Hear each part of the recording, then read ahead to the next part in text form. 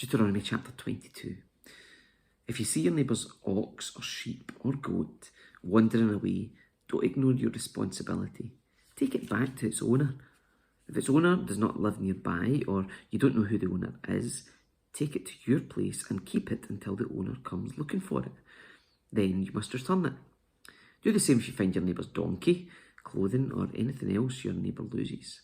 Don't ignore your responsibility.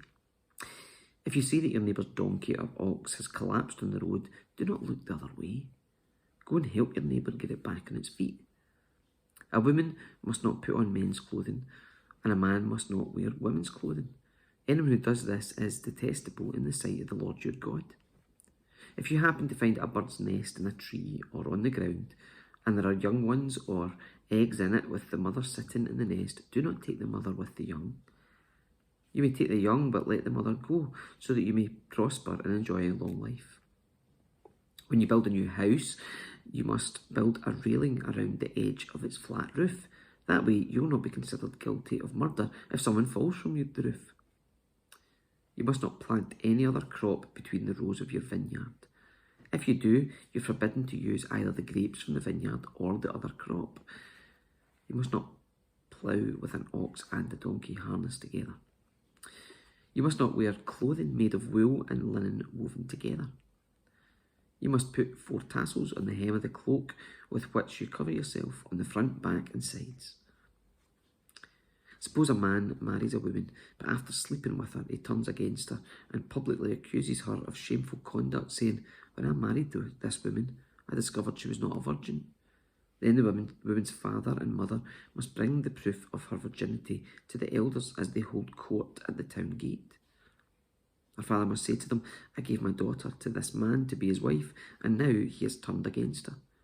He's accused her of shameful conduct, saying, 'I discovered that your daughter was not a virgin, but here is the proof of my daughter's virginity.' Then they must spread her bedsheet before the elders. The elders must then take the man and punish him. They must also fine him 100 pieces of silver, which he must pay to the woman's father because he publicly accused a virgin of Israel of shameful conduct. The woman will then remain the man's wife and he may never divorce her. But suppose the man's accusations are true and he can show that she was not a virgin.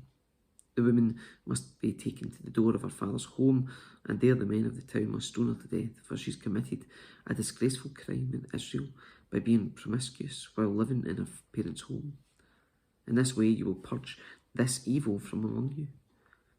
If a man is discovered committing adultery, both he and the woman must die. In this way you will purge Israel of such evil.